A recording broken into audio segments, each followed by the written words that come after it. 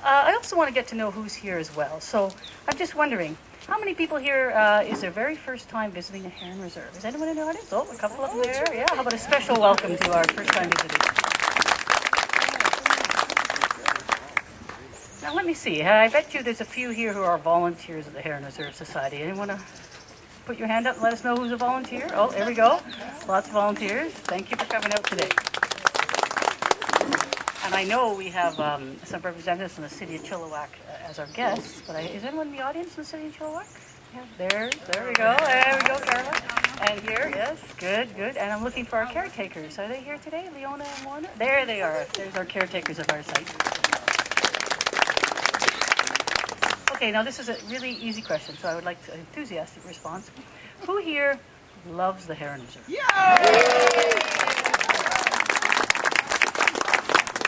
All right. I figured you might. This is an amazing spot. It has changed dramatically over the 10 years. And today, just a little overview of the things that we have for you to participate in, if you like.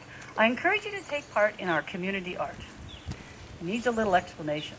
In the building, you'll see a table with some volunteers, and there's small canvases. The idea is that everybody can paint a canvas. Now, many people are a bit shy to come out and paint a canvas. They think I'm not an artist. But the canvas is just to express what the Heron Reserve means to you. It could be a smile. It could be a Chinese symbol of something that you know. It could be a leaf. It could be anything. And once we have 100 done, we will put them all together as a mosaic. And it's a very interesting project to see all these individual pieces of art come together in this quilt. And I'm sure it's going to be absolutely exciting when it comes together. So don't be shy. Come on in, pick up a paintbrush, and paint to canvas, and be part of our 10th anniversary mosaic. We do have a kids' nature corner, so there's some crafts over there and a little fishing game going on at our touch table. We have a ducky fundraiser, so if you'd like to try to pick the winning duck out of the pool, go on over there and you may win a prize. Well, you'll all win a prize, but depending what duck you get, it depends which prize you win.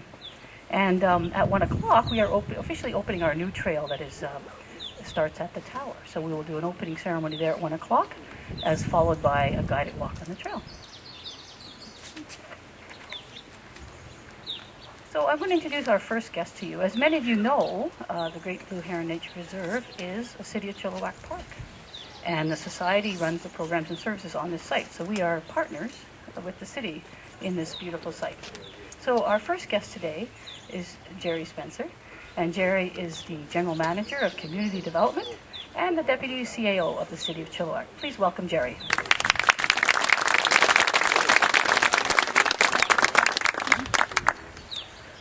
Well, 10 years ago, when this first opened, we were up there.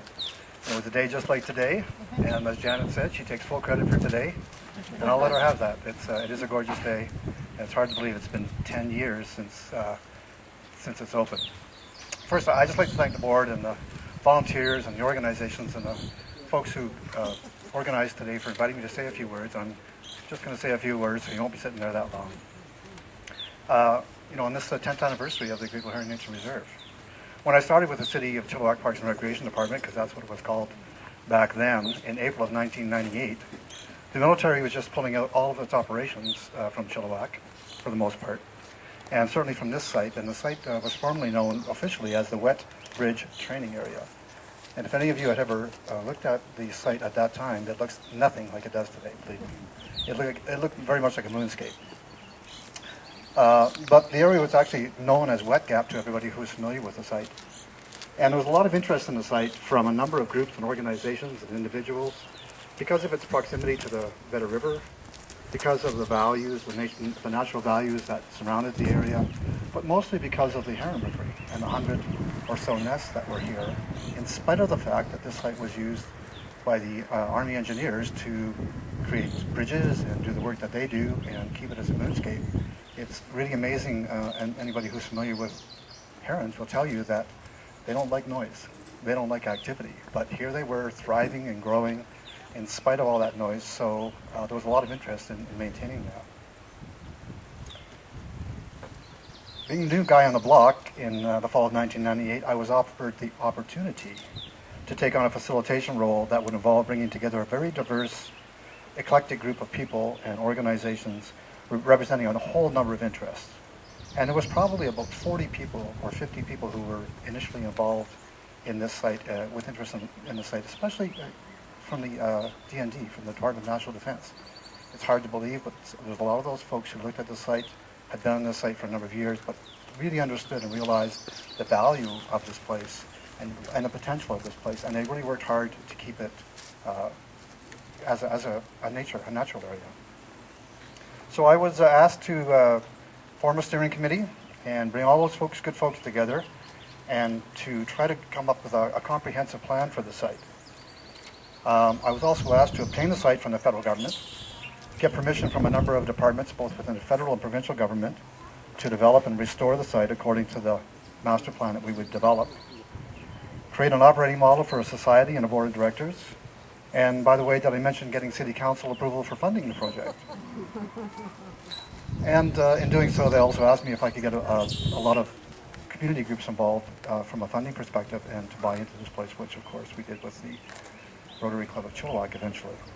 Well, the good news is that I didn't turn on my heels and run, and nor did anybody else who gave their hearts and souls to make the Great Blue Heron Nature Reserve a reality.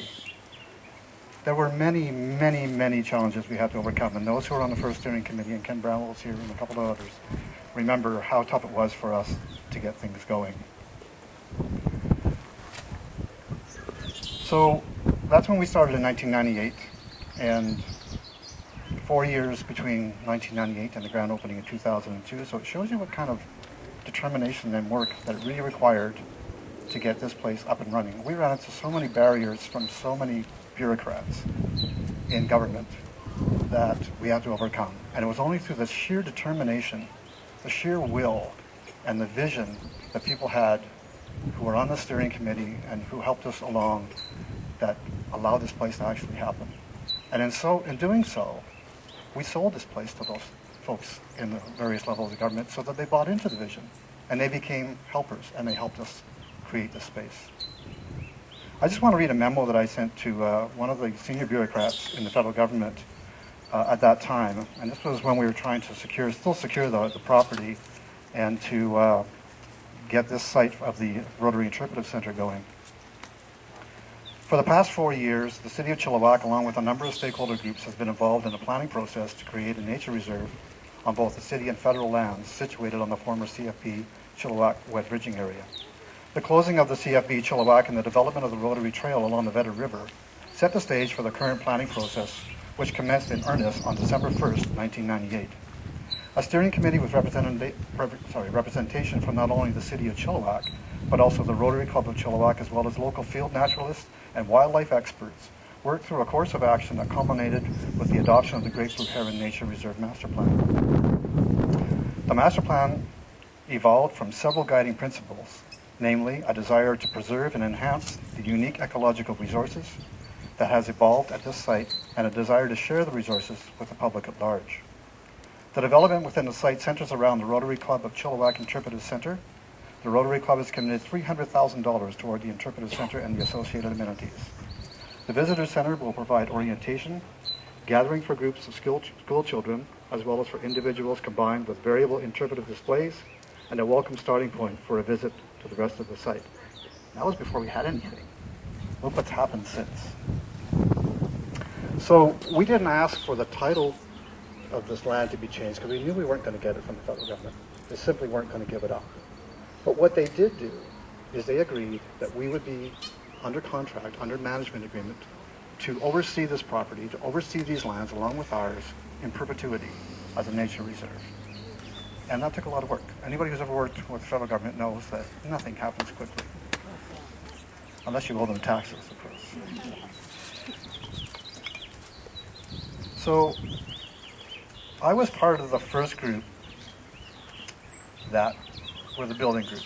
And it was a tremendous experience for me as I first started with the City of Chilliwack.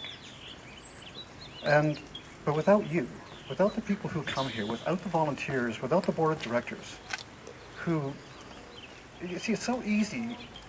It's way easier to get people excited about building something, an idea. You get them excited. You get them They're willing to give time. They're willing to give effort because there's a vision of how this could look. They're willing to give money. Those are builders, and people. It's easier to get people excited about that than to take it on afterwards and run the thing. It's been my experience over many projects that I've been involved with over my career. But the folks that come forward and say, you know what, now that it's here, we're going to develop the programs, and we're going to find sustainable funding, and we're going to get volunteers, and we're going to get board members, and we're going to open this thing every day, and we're going to work, and we're going to do this, and we're going to do that, to sustain it over 10 years is phenomenal. And I take my hat off to everybody who was involved with building the center, who was involved with building the reserve. But I also take my hat off to the current board and the boards of the past and the volunteers of the past who've really made this thing work. You know, it's without the program, without the volunteers, it's like a guitar sitting in a display case. You know, a beautiful guitar, it just sits there. It needs a musician. And a musician needs to come and play the tune. And the volunteers and the programs and the board for the Great Blue Heron Nature Reserve are the musicians for the reserve. And they make it sing. And I'm really looking forward to the next 10 years and the next 20 years of that music here at the Great Blue Heron Nature Reserve. Thank you.